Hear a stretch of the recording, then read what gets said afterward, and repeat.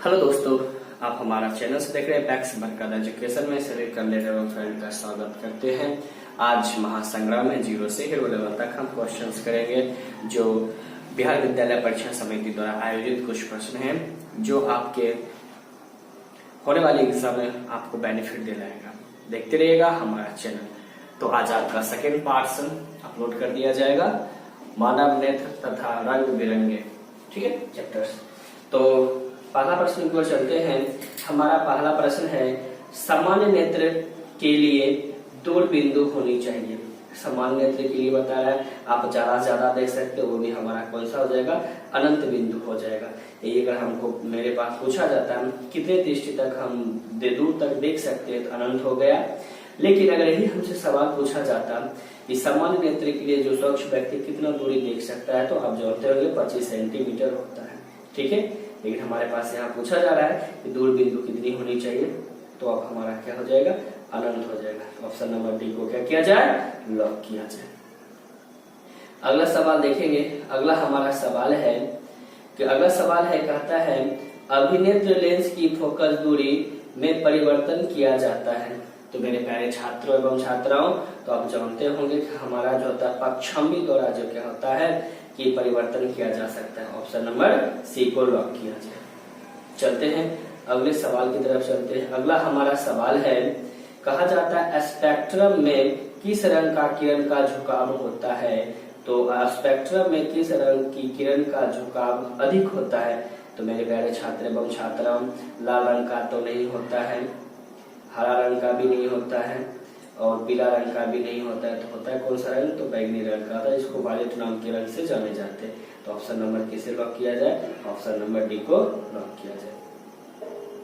अगला प्रश्न संख्या 4 की तरफ चलेंगे। 4 हमारा प्रश्न है, 4 हमारा जो प्रश्न है वो कहते हैं कि स्पेक्ट्रम प्राप्त करने के लिए किसका उपयोग किया जाता है। तो आप जानते होंगे स्पेक्ट्रम, देखिए इस प्रकार का स्पेक्ट्रम बनता है, यहाँ से श्वेत किरण निकलती है और हमारे देखिएगा इस पेपर देखिए ये जो होता है किस चीज का बना होता है। तो आप जानते होंगे ये हमारा प्रिज्म का बना होता है, ठीक है।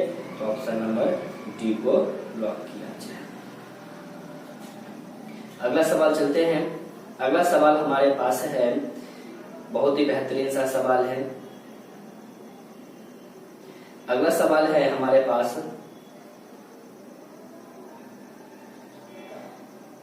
थोड़ा कट जा रहा है, थोड़ा देख लेते हैं इसको मैनेज करके। चलिए अगला सवाल कहता है कि नेत्र निकट की वस्तु का साफ नहीं दिखाई देना कौन सा दृष्टि होता है। देखिएगा निकट की बात हो रही है ना, तो याद रखिएगा निकट दृष्टि कहता है नहीं दिखाई दे रहा है, तो दूर दृष्टि होगा दोष। समझ रहे हैं बच्चों, दूर दृष्टि दोष होगा। यही अगर आपसे पूछा जाता है दूर दिखाई नहीं देना, तो समझ लीजिएगा निकट का दोष होता है। इसलिए आपसे पूछा जा रहा है कि निकट की वस्तु साफ दिखाई नहीं देता है, तो कौन सा दोष, दूर दृष्टि दोष होता है।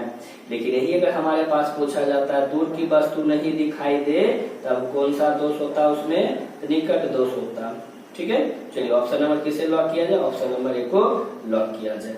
चलते हैं अगले सवाल की तरफ। अगला हमारा सवाल है, कहता है कि मानव नेत्र जो होते हैं मानव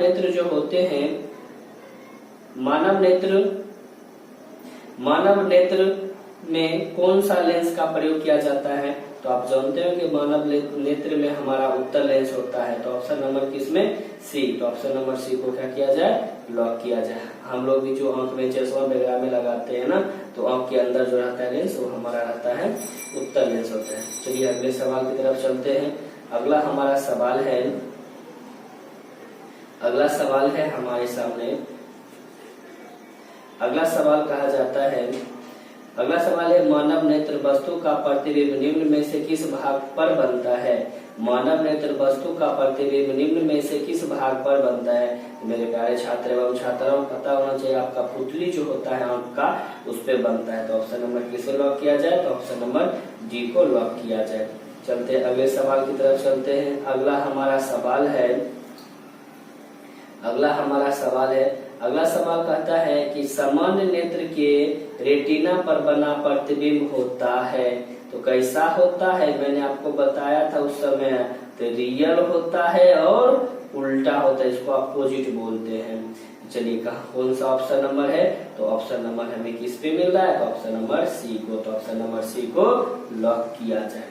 चलते हैं अगले सवाल की तरफ। अगला हमारा सवाल है, कहता है कि बहुत इंपॉर्टेंट MVBI सवाल है हमारे पास। कहा जाता है कि बताइए कि टिंडल प्रभाव प्रकाश की कौन सी परिघटना को प्रदर्शित करता है। तो याद रखना मेरे प्यारे बच्चों एवं प्यारे मित्रों, तो वो आपका होगा प्रकाश का परिकीर्णन होता है। तो ऑप्शन नंबर किसे लॉक किया जाए, ऑप्शन नंबर डी को लॉक किया जाए। चलते हैं अगले सवाल की तरफ। सवाल नंबर 10। सवाल नंबर 10 में हमारे पास क्या कहता है, सवाल नंबर 10 कहता है दूर दृष्टि दोष वाली आंख साफ साफ दिखाई देना चाहिए। तो कब दिखाई देगा साफ साफ, जब हमारे पास दूर की वस्तु हमारे सामने होगा, तब तो हमें पता चलेगा कि दूर की वस्तु साफ साफ दिखाई दे रहा है या नहीं दे रहा है। चलिए ऑप्शन नंबर किसे लॉक किया जाए, ऑप्शन नंबर ए को लॉक किया जाए। चलते हैं नेक्स्ट सवाल की तरफ चलते हैं। नेक्स्ट सवाल हमारे पास है, कहा जाता है कि निकट दृष्टि दोष वाली व्यक्ति देख सकता है। तो बताइए निकट वाली वस्तु तो निकट की चीज को ना साफ साफ देखेगा, तो बताइए कहाँ पे साफ साफ दिखाई दे रहा है। तो ऑप्शन हम देखते हैं, सभी चीज को ठीक से नहीं दिखाई देगा, किसी भी चीज को ठीक से नहीं दिखाई देगा, दूर की चीज अच्छी तरह से नहीं दिखाई देगा, तो दिखाई कौन देगा, तो निकट की वस्तु से अच्छा से दिखाई देना चाहिए। तो ऑप्शन नंबर डी को लॉक किया जाए। तो यह महासंग्राम है, महासंग्राम में सभी छात्र एवं भागीदारी बने ताकि आप अच्छे से नंबर से पास आउट कर सके। चलते हैं अगला सवाल की तरफ चलते हैं। अगला सवाल क्या कहता है, आंख में व्यवहार किया जाता है, बताइए। तो ऑप्शन के अनुसार चलते हैं। आप जानते हैं आंख में लेंस लगता है, अब कौन लेंस लगता है तो जानते हैं ना, उत्तल लेंस लगेगा ना। चलिए दर्पण तो लगता नहीं है, देखिए उत्तल लेंस लगता है। तो ऑप्शन नंबर किसे लॉक किया जाए, तो ऑप्शन नंबर बी को लॉक किया जाए। चलते हैं अगले सवाल की तरफ बढ़ते हैं। अगला सवाल हमारा है, आप जानते हैं, देखिए बहुत वही सवाल जो हम आपको पीछे बताए थे। कहा जाता है सामान्य आंख के लिए स्पष्ट दर्शन की न्यूनतम दूरी होनी चाहिए। ये बहुत ही बेहतरीन सवाल है और MVBI पॉइंट है, नोट करते रहिएगा कॉपी खोल के। तो सामान्य आंख के लिए स्पष्ट दर्शन की न्यूनतम दूरी होनी चाहिए, तो वो आपको बच्चों पता होनी चाहिए, 25 सेंटीमीटर होना चाहिए। तो देखिए 25 सेंटीमीटर ऑप्शन किस में दिखाई दे रहा है, तो ऑप्शन नंबर डी में दिखाई दे रहा है। तो ऑप्शन नंबर डी को लॉक किया जाए। आप फटाफट मेमोरी में नोट किया जाए। चलते हैं अगले सवाल की तरफ चलते हैं। अगला सवाल हमारे पास कहता है कि दूर दृष्टि वाले मनुष्य के चश्मे में कौन सा लेंस लगता है। देखिए बहुत बेहतरीन है पकड़ने के लिए। अरे दूर का बोलेगा ना, दूर का बोलेगा तो उत्तर लेंस लगाइएगा, ठीक है। अगर वही बोलता निकट वाला, तो निकट वाला में याद रखते, निकट वाला में हमारा होता अवतल लेंस होता है। MVBI पॉइंट्स बता रहे हैं बच्चों, इसको फटाफट नोट कीजिए। चलिए यहाँ हमारे पास क्या पूछा जा रहा है, तो दूर दृष्टि वाले मनुष्य के चश्मे में कौन सा लेंस, तो चलिए ना उत्तर लेंस मारिए ना। अगर वही निकट वाला बोलता तो समझिए अवतल लेंस होता। चलिए अगले सवाल की तरफ बढ़ते हैं। देखिए आ गया ना सवाल हमारे पास। देखिए अगला सवाल क्या है, देखिए अगला सवाल कहता है निकट दृष्टि दोष में कौन लेंस लगता है। अभी जस्ट बताए ना, निकट वाला में हमारा अवतल लेंस लगता है। तो चलिए कौन सा ऑप्शन है भैया, ऑप्शन बी है। तो ऑप्शन बी को लॉक किया जाए। चलते हैं अगले सवाल की तरफ, प्रश्न संख्या 16। अब देखेंगे प्रश्न संख्या 16 बहुत ही बेहतरीन और मजेदार सवाल है। कहा जाता है कि जरा दृष्टि दोष को दूर करने में काम में लाए जाने वाला कौन सा लेंस होता है। देखिए जरा दृष्टि, दोनों चीज उसको दोष होना चाहिए, निकट का भी दोष होना चाहिए और दूर का। निकट वाला भी वस्तु नहीं देख पा रहा है और नहीं दूर वाला, तो दूर चश्मा जब लगाएंगे ना लेंस चश्मा में देखिए ऐसे चश्मा बनता है। देखिए इधरो लेंस लगता है ऊपरों में और नीचुओं में। देखिए ऐसे ना बनता है चश्मा। इस चश्मा में देखिए इस तरह से दो कैसे चश्मा बनता है ना, ऐसे देखिए बेचारा जब दिखाई कौन चीज नहीं देगा, और न ही निकट को दिखाई देगा और न ही दूर वाला वस्तु दिखाई देगा। देखिएगा आधा ऊपरों में उत्तल अब नीचों में, तो ऐसा लेंस को जानते हैं कौन लेंस बोलते हैं? ऐसा लेंस को बोलते हैं द्विफोकल लेंस। ऑप्शन नंबर डी को लॉक किया जाए। चलते हैं अगले सवाल की तरफ बढ़ते हैं। अगले सवाल आपके जस्ट सामने दिखाई दे रहा है, आपके सामने दिखाई दे रहा है। कह रहा है श्वेत प्रकाश के किरण को कितने भागों में बांटा गया? अच्छा बताइए ना, इंद्रधनुष के कितने रंग होते हैं? 7 रंग होता है ना, तो 7 को लॉक किया जाए। चलिए इसमें ऑप्शन तो है नहीं, चलिए डी वाला है ना, छुपल है, कोई दिक्कत नहीं, हम लिख देते हैं डी नंबर 7। चलिए तो ऑप्शन नंबर आप बताइए, तो डी को लॉक करेंगे ना। तो श्वेत प्रकाश में कितने वर्ण होते हैं? तो 7 होते हैं, तो डी को लॉक कर देंगे। चलिए अगला सवाल चलते हैं, प्रश्न संख्या 18 की तरफ चलते हैं। प्रश्न संख्या 18 बहुत ही मजेदार है। कहा जाता है कि श्वेत प्रकाश की किरण जब प्रिज्म से होकर गुजरती है तब बताइए किसका मान अधिक विचलित होता है? देखिए आपको मैंने बार बार बता रहे हैं, तो आपका जब भी रंग होगा तो लाल और क्या कहते हैं बैगनी का ज्यादा चर्चा होता है। तो चलिए इसमें देखते हैं, तो सबसे अधिक विचलित होगा वो हमारा कौन सा होगा जानते हैं? और नहीं जानते अभी जान जाइएगा। चलिए वो हमारा हो जाएगा, वो हमारा होता है बैगनी। तो ऑप्शन नंबर किसे लॉक किया जाए? सी को लॉक किया जाए। चलते हैं अगले सवाल की तरफ बढ़ते हैं।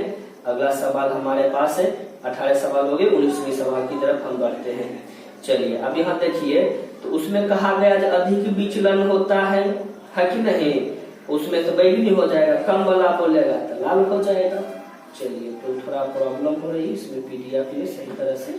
तो चलिए कहता है 19 नंबर, श्वेत प्रकाश जब प्रिज्म से होकर गुजरती है तो जो वर्ण सबसे कम विचलित होती है, आपको मैंने बताया था ना लाल वाला होता है। तो ऑप्शन नंबर 1 को क्या कर देंगे? लॉक कर देंगे। चलिए अगला सवाल की तरफ बढ़ते हैं। चलिए अगला सवाल बहुत ही अच्छा सवाल है। कहा जाता है कि देखिए, कहता है प्रिज्म के भीतर से होकर गुजरने पर श्वेत प्रकाश की किरण अपने विभिन्न रंगों में विभाजित हो जाता है। तो बताए प्रकाश के किसके कारण?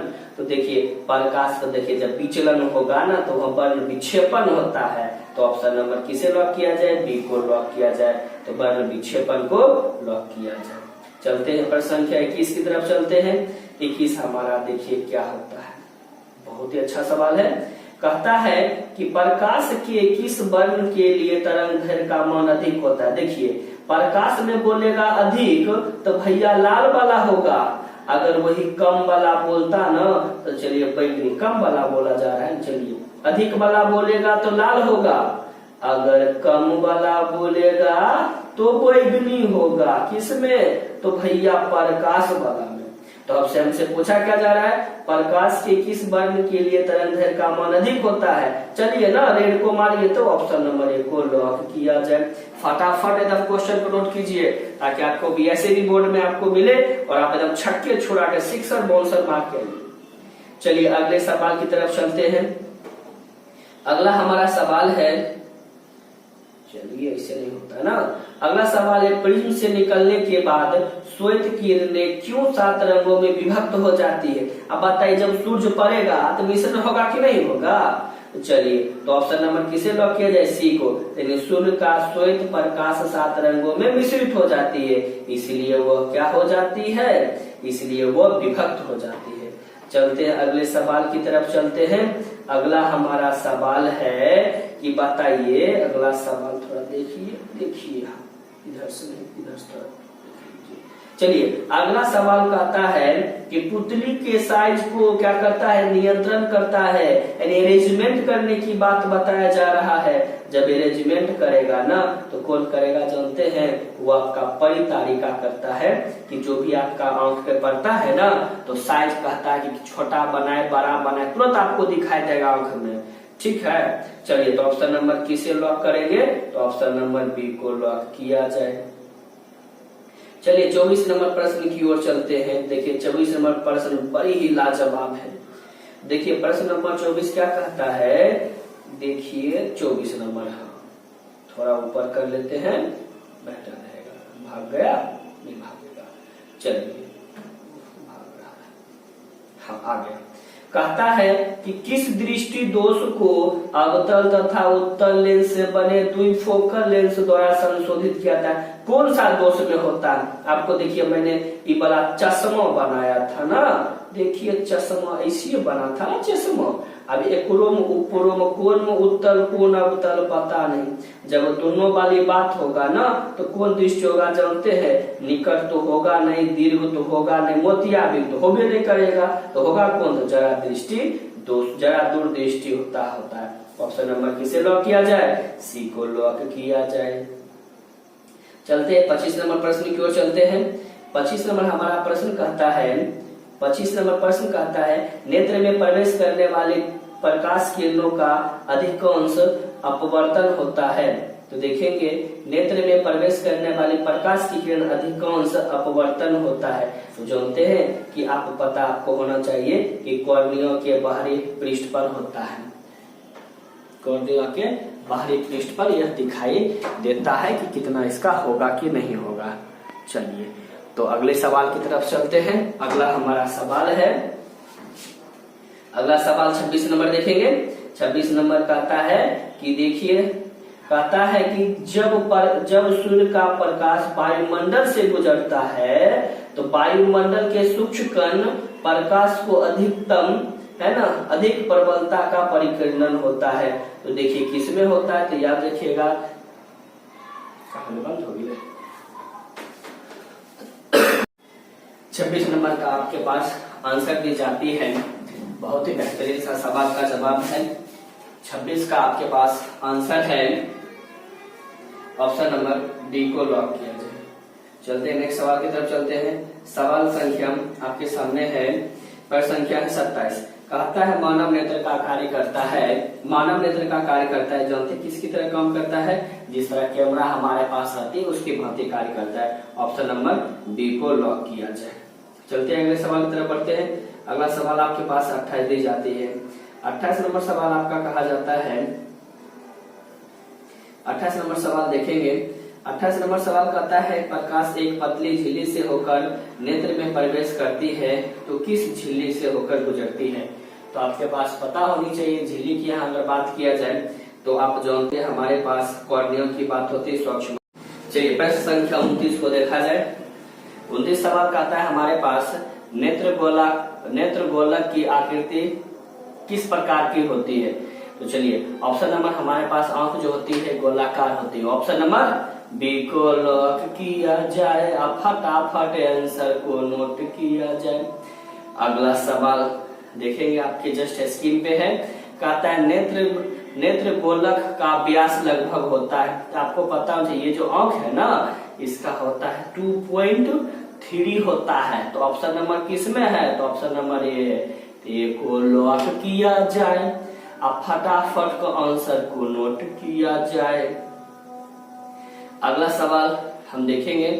अगला सवाल आपके स्क्रीन पे दिखाई दे रहा है। सवाल कहता है कि परितारिका नियंत्रित करता है किसको? जानते हैं कि आपको पता है कि आंख में जितना सारा चीज आता है इसको एब्जॉर्ब करता है, छोटा बड़ा बताता है, यानी पुतली के साइज को क्या करता है? वो करता है, मतलब बनावट को, साइज को वो पूरा करता है। ऑप्शन नंबर डी को लॉक किया जाए। आप फटाफट के आंसर को बताया जाए। चलिए अगला सवाल आपके जस्ट सामने दिखाई दे रहा है। अगला सवाल है कि नेत्र में प्रवेश करने वाले प्रकाश की किरण की मात्रा को नियंत्रित कौन करता है? देखिए जस्ट आपको सामने भी बताए थे ना कि हमारे सामने पुतली करता है ना। चलिए तो ऑप्शन नंबर ए को लॉक किया जाए। चलिए अगले सवाल की तरफ बढ़ते हैं। अगला सवाल हमारे सामने आपको दिखाई दे रही है। तो कहता है कि बृहद संख्या में प्रकाश सुग्राही कोशिकाएं कहाँ होती है? आप जानते हैं इसका ऑप्शन आपके पास होते हैं रेटिना पर होते हैं। ऑप्शन नंबर ए को लॉक किया जाए। चलिए अगले सवाल की तरफ बढ़ते हैं। अगला सवाल हमारे पास है अगला सवाल कहता है कि बताए सिग्नल की व्याख्या कहाँ की जाती है। तो आपको पता है ना, ब्रेन ही एक ऐसा चीज है जहां से सिग्नल को प्राप्त करते हैं। तो ऑप्शन नंबर ए को लॉक करेंगे। अगले सवाल की तरफ चलेंगे। महासंग्राम चल रहा है इसलिए फटाफट कर रहे हैं, आप लोग घबराइए नहीं, आप बिहार के लाल हैं। अगला सवाल कहता है मोतियाबिंद की स्थिति होती है जब, कब होती है जानते हैं? जब कहता है क्रिस्टलीय लेंस की दुधियापन हो जाना, और कहा जाता है क्रिस्टलीय लेंस का धुंधलापन हो जाना। तो ऑप्शन नंबर डी को लॉक किया जाए। नीला बातें नहीं होता है। चलिए ऑप्शन नंबर डी को लॉक करते हैं। अगले सवाल की तरफ बढ़ते हैं। चलिए अगला सवाल है, अगला सवाल कहता है कि वायुमंडल में प्रवेश कर वायुमंडल में प्रकाश का कौन सा रंग वर्ण विक्षेपण का अधिक, यानी वर्ण जो होते हैं अधिकतम प्रकीर्णन का करता है? तो जानते हैं पीला का करता है। ऑप्शन नंबर किसे लॉक किया जाए? सी को लॉक किया जाए। चलिए अगले सवाल की तरफ बढ़ते हैं। अगला सवाल बहुत ही बेहतरीन और झकास सा सवाल है। तो ऑप्शन नंबर चलते हैं। कहता है जानते हैं भैया कि इंद्रधनुष में कितने रंग होते हैं? देखिए इस तरह से नहीं होता है। इंद्रधनुष को इंग्लिश में रेनबो कहते हैं। 1 2 3 4 5 6 एक बना देंगे क्या हो गया? 7। चलिए ऑप्शन नंबर बी को लॉक किया जाए। इंद्रधनुष में कितने रंग होते हैं? तो 7 रंग होते हैं। चलते हैं अगले सवाल की तरफ बढ़ते हैं। अगला सवाल आपके जस्ट सामने दिखाई दे रहा, बहुत ही लाजवाब है, बहुत जिसको हम कहते हैं, देखते रहिए। कहता है कि सर्वप्रथम सूर्य का स्पेक्ट्रम प्राप्त करने के लिए कांच के प्रिज्म को किसने कहा था या किसने बताया था इस चीज को? तो आप जानते हैं न्यूटन बताया था इस बात को। तो ऑप्शन नंबर ए को लॉक करते हैं। अगले सवाल पर फिर पुनः बढ़ते हैं। तो चलते हैं अगले सवाल, बहुत ही बेहतरीन है। इस सवाल का जवाब आप दे सकते हैं। तो पूछा था निर्वात की चाल प्रकाश में कितनी होती है? निर्वात में प्रकाश की चाल कितनी होती है? जवाब दीजिए फटाफट। तो आप जानते हैं 3 × 10⁸ मीटर प्रति सेकेंड होता है। किसमें ऑप्शन है? Option number C. तो चलिए इसका ऑप्शन नंबर सी को लॉक किया जाए। अगली सवाल की तरफ बढ़ते हैं। अगला सवाल आपके सामने 41वां नंबर प्रश्न है, बहुत ही बेहतरीन है। आप अगर एक बार इसे पढ़िएगा तो बार बार आपको याद आएगा, इसलिए फटाफट पढ़िए। तो कहा जाता है वायुमंडल अपवर्तन के कारण सूर्य हमें वास्तविक सूर्योदय से लगभग कितने मिनट पहले हमें दिखाई देता है?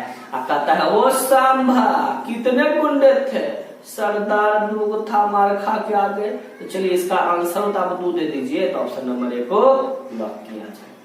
चलिए अगले सवाल की तरफ बढ़ते हैं। अगला सवाल आपके जस्ट सामने दिखाई दे रहा है। तो कहता है देखिए कि निम्न में से किसके माध्यम में प्रकाश का चाल अधिकतम होता है? नहीं कहता हवा बह है कि हवा बहती है? तो चलिए भैया हवा को लॉक किया जाए। ऑप्शन नंबर ए को। तो याद रखिएगा निम्न में से किस माध्यम में प्रकाश की चाल अधिकतम होती है? तो हवा ही आंसर हो गया, फटाफट आइए। चलिए अगला सवाल की तरफ चलते हैं। अगला सवाल बहुत बेहतरीन है। तो कहता है कि प्रकाश का परिकीर्णन कणों को बनाता है, किस कण को बनाता है? तो जानबे करते हैं ना, आंख वाला में क्या चीज है? दृश्य होता है, जिसको इंग्लिश में ऐसे डबल इसी से देखना। तो चलिए भैया ऑप्शन नंबर ए को लॉक करके देखना। चलिए ऑप्शन नंबर ए को लॉक किया जाए। चलते हैं अगले सवाल की तरफ बढ़ते हैं। अगला सवाल आपके सामने में दिखाई दे रहा है। कहता है कि बताइए भैया कि वायुमंडल नहीं होता तो आकाश कैसा प्रतीत होता है? नहीं कहता है काली अक्षर भैंस बराबर, ऑप्शन नंबर काला। तो ऑप्शन नंबर बी को लॉक किया जाता है, आंसर को बताया गया। अगला सवाल आप लोग देखते हैं कि जब हम लोग अंतरिक्ष की बात किया जाए, जब हम लोग अंतरिक्ष की जब कभी भी हम सफर हमें मौका मिलेगा तो कैसा क्या प्रतीत होता है? अत्यधिक ऊंचाई पर उड़ते हुए यात्री को आकाश कैसा प्रतीत दिखाई देता है? आप जानते हैं ना, काला दिखाई देता है। ऑप्शन नंबर सी को लॉक करते हैं। अगले सवाल की तरफ बढ़ते हैं। तो चलते हैं भैया, ये तो आप लोग सभी जानते हो, घर में भी सबकी कहानी होती है। तो कहता है खतरे के संकेत का प्रकाश का किस रंग का होना चाहिए? आप जानते हैं ना, खतरा डेंजर जिसको हम लोग बोलते हैं न, इसे देखते क्रॉस करके 2 मुंडी ऐसे बढ़ा दे देता है। याद आया कि भूल रहे हैं? याद आ गया ना? तो कौन रंग का होता है? तो लाल रंग का होता है ना। ऑप्शन नंबर डी को लॉक किया जाए। अगले सवाल की तरफ बढ़ते हैं। अगला सवाल हमारा है 47 नंबर। 47 नंबर देखिए, आप लोग तो खुद जानते होंगे इसके बारे में भी, नहीं जानते तो आज जान जाइए, टेंशन नहीं लीजिए। चलिए अगला सवाल की तरफ बढ़ते हैं। अगला सवाल कहता है सूर्योदय एवं सूर्यास्त के समय आकाश का रंग कैसा होता है? आप लोग सभी जानते हैं, लाल होता है। उगते भी लाल और डूबते भी लाल। ऐसे देखिए, जब उगेगा तैसे पूरब में और डूबेगा तैसे पश्चिम में, है कि नहीं? तो ऑप्शन नंबर ए को लॉक किया जाए। तो बच्चों लोग एवं दोस्तगण फटाफट इसको देखिएगा, आंसर जवाब देंगे। 90 प्लस लाना है क्योंकि आप बिहार के लाल हैं। चलिए अगला सवाल की तरफ चलते हैं। बहुत ही झकास सवाल है, आप लोग डेली प्रयोग करते भी हैं। कहता है कि दोपहर के समय सूर्य का ऐसा प्रतीक दिखाई देता है, जानते हैं ना, प्रिज्म वाला हमने ऐसे बताए थे, ऐसे बोले तो श्वेत वाला, वही आंसर होगा। तो ऑप्शन नंबर बी को लॉक किया जाए। तो आप लोग से पूछा जा सकता है दोपहर के समय सूर्योदय सूर्य कैसा प्रतीत होता है? तो श्वेत होता है। चलिए अगले सवाल की तरफ बढ़ते हैं। बहुत ही बेहतरीन जवाब आप लोग को मिल रहा है।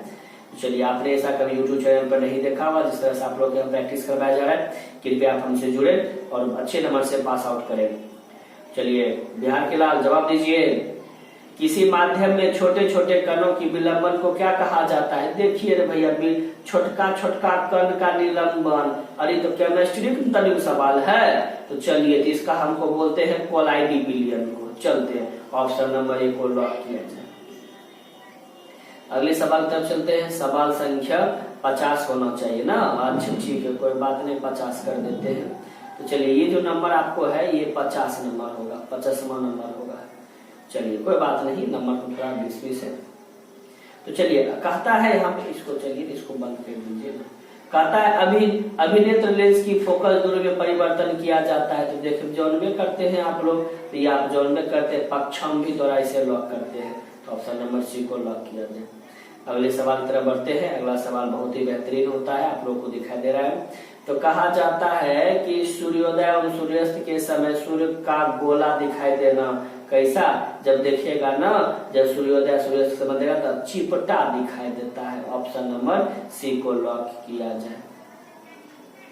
चलिए अगले सवाल की तरफ बढ़ते हैं। बहुत एमबीबीएस क्वेश्चन आपको चुन के यहाँ पे आपको बताया जा रहा है ताकि आपको अच्छे से कम समय में आप अच्छे पढ़ाई कर सकते हैं।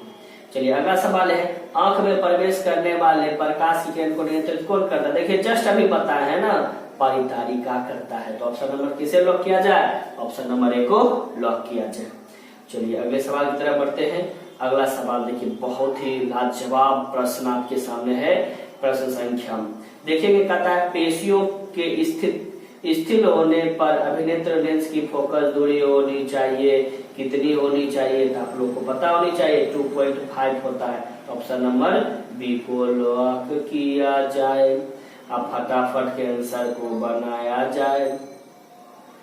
देखिए अगला सवाल है आपके सामने में, कहता है क्या कि जब नजदीकी वस्तु को देख सकते हैं तो पक्षांबी पेशियों सिकुड़ जाती है, नेत्र कैसा हो जाएगा? तो भैया गोल कबे न होता है।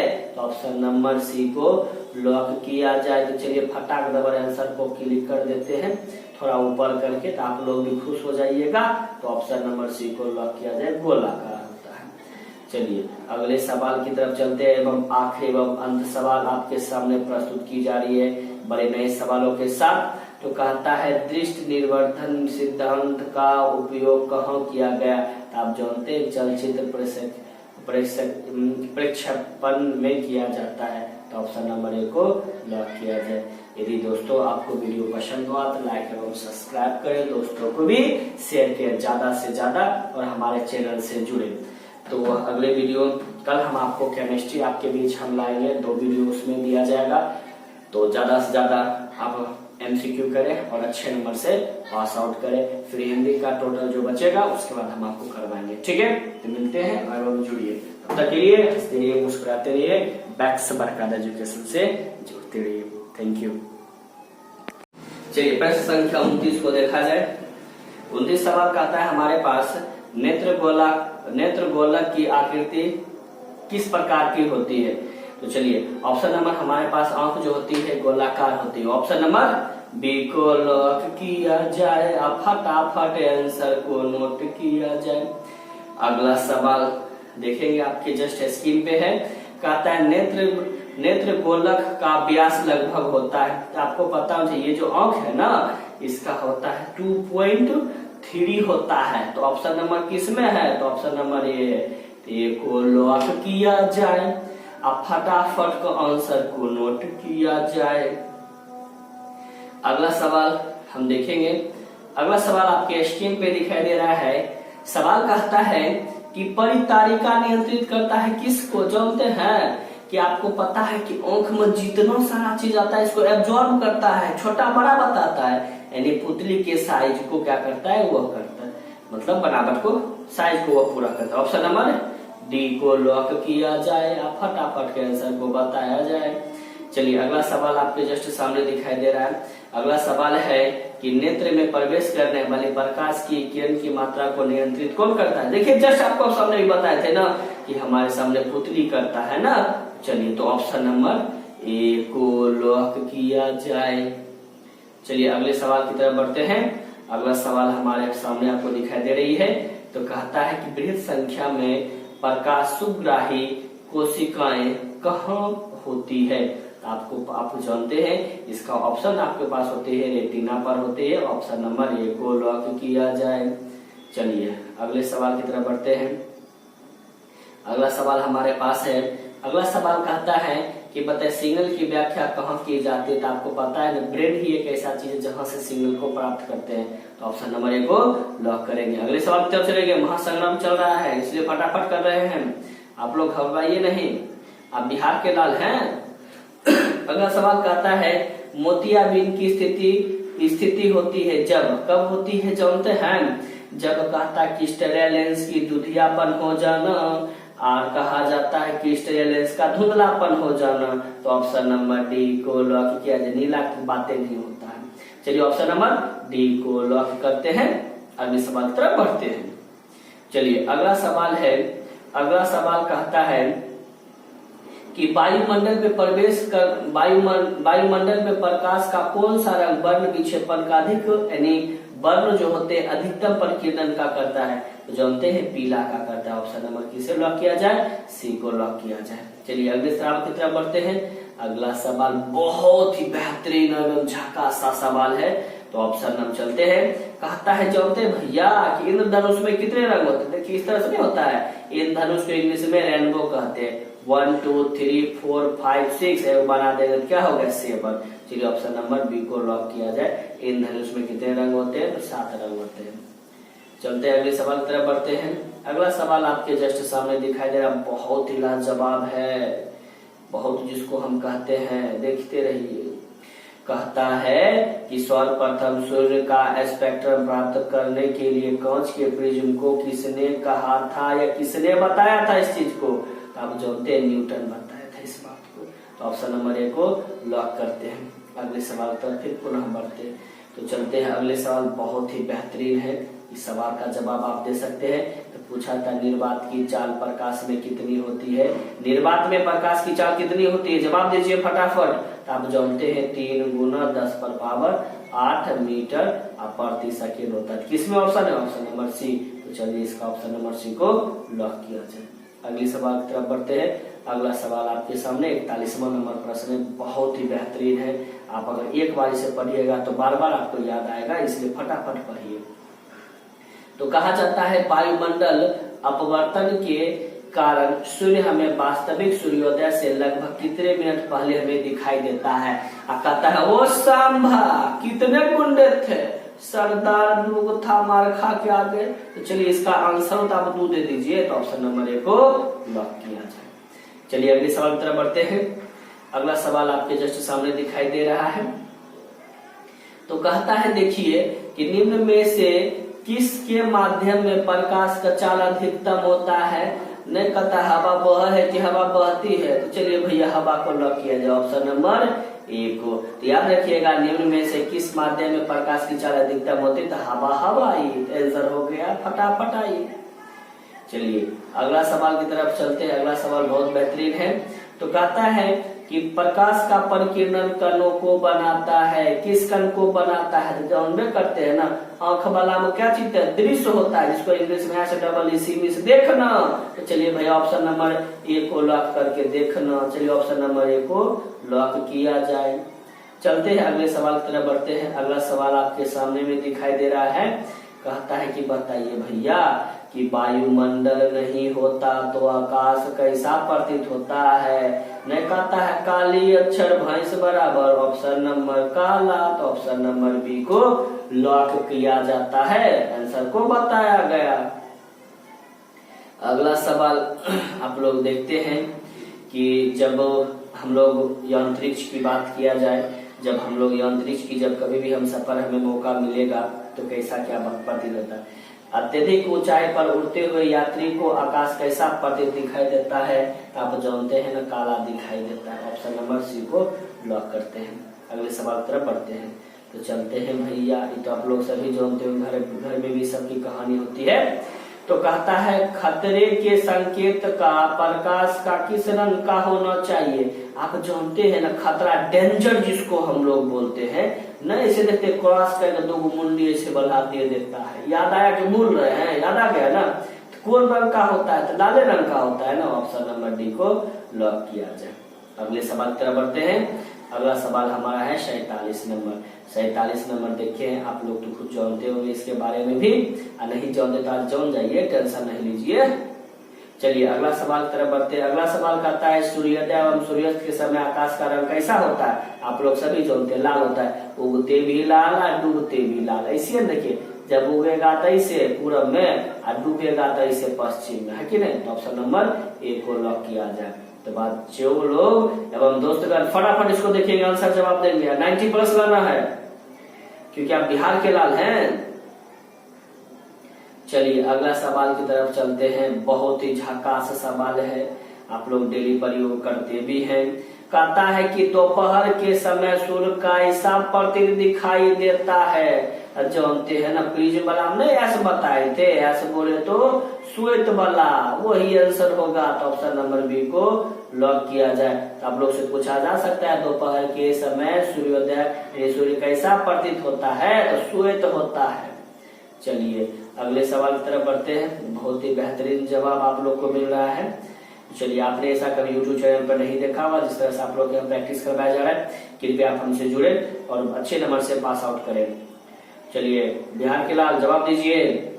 किसी माध्यम में छोटे छोटे कणों की विलंबन को क्या कहा जाता है। देखिए रे भैया, छोटका छोटका कण का निलंबन, अरे तो केमिस्ट्री का तनिक सवाल है। तो चलिए इसका हमको बोलते हैं कोलाइडी बिलियन को। चलते हैं, ऑप्शन नंबर ए को लॉक किया जाए। अगले सवाल तरफ चलते हैं। सवाल संख्या 50 होना चाहिए ना। अच्छा ठीक है, कोई बात नहीं, 50 कर देते हैं। तो चलिए ये जो नंबर आपको है ये 50 नंबर होगा, 50वां नंबर होगा। चलिए कोई बात नहीं, नंबर को थोड़ा 20 है।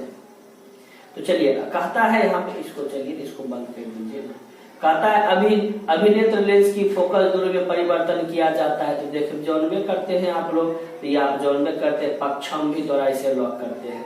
तो ऑप्शन नंबर सी को लॉक किया जाए।